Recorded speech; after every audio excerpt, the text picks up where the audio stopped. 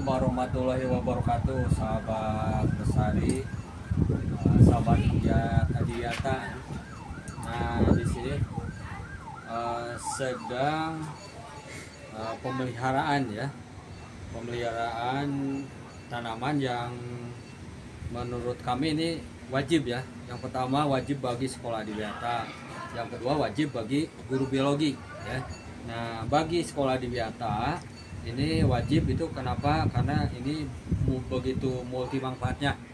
Bisa sebagai tanaman obat, misalnya obat luka ya, kemudian pengalaman pribadi kami waktu dulu gitu ya. Itu dari resep keluarga itu untuk menetralkan asam jengkolat atau jengkolin, itu artinya untuk mengobati penyakit diakibatkan keracunan asam jengkolin. Ini hanya dalam waktu sekitar 7 menit 10 menit ini langsung beres gitu ya, langsung sembuh ya, apabila minum rebusan air centella atau antanan ini gitu ya, daripada kita ke dokter mau bisa uang banyak dan kemudian waktu yang banyak merepotkan orang banyak gitu ya. Nah, jadi lama sembuhnya, sakitnya tidak terkira lah kalau kita bisa pernah keracunan asam jengkol. Nah, itu salah satunya. Kemudian jadi di sekolah Adiwiyata ini bisa berfungsi sebagai tanaman obat, kemudian dan juga bisa berfungsi sebagai tanaman sumber gizi atau dapur hidup. Karena ini biasanya masa lalu orang-orang tua seperti kita yang sudah kelahiran tahun 60-an 70-an ini biasanya dilalap ya, jadikan makanan lalaban, baik yang sudah dimasak, diasap, dikukus ataupun yang mentahan langsung.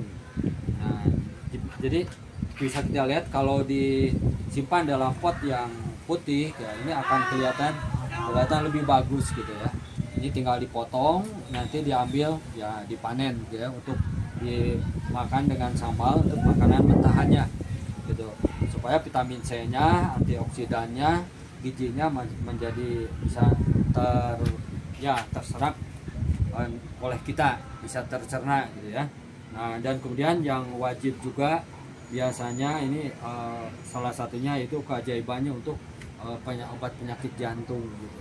Jadi sifatnya ini untuk mencaharkan air urin, jadi membantu kerja ginjal, kemudian untuk mengencerkan darah gitu ya, sehingga sangat baik untuk yang diabetes, untuk yang penyakit jantung, yang kolesterol, darah kental, ini sangat bagus mengkonsumsi ini gitu kan. Nah, kemudian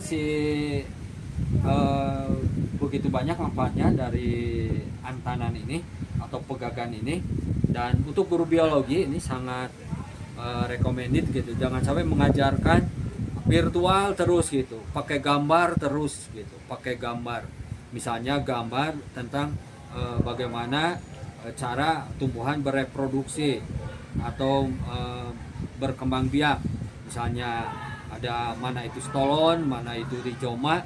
Nah, itu salah satu kan bisa dicontohkan, yaitu dengan antanan gitu ya, dengan antanan. Jadi anak disuruh menanam, kemudian mereka akan punya pengalaman menanam dan juga langsung melihat contoh nyata gitu, bagaimana batang menjala di atas tanah atau stolon itu. Nah, kemudian bonus bagi yang ini sengaja diperbanyak ini, bagi yang mau gitu ya, yang ingin dari sekolah Adiwiyata atau tetanggaku, saudara sekampungku yang memerlukannya, di sini ada beberapa stok gitu ya, sekitar 15 pot kecil. Nah, ini bisa kita lihat gitu. Jadi ini bisa ditanam di sini di pot yang kecil nih, pot bekas. Kalau ingin lebih bagus ya bisa pot yang misalnya dari keramik dan sebagainya. Jadi hiasannya itu berupa dengan tanaman antanan gitu, bukan hiasan yang tidak banyak atau tidak bisa dimakan. Nah, di sini ada bisa di zoom nih. Nah, ini ada tuh. Ini sengaja ini. Ini banyak edukasi dari sini, itu pemanfaatan barang bekas. Kemudian ya seperti tadi sudah dibahas ya, gitu, ada tentang contoh batang menjala di atas tanah atau stolon gitu ya, misalnya, dan lain sebagainya gitu ya.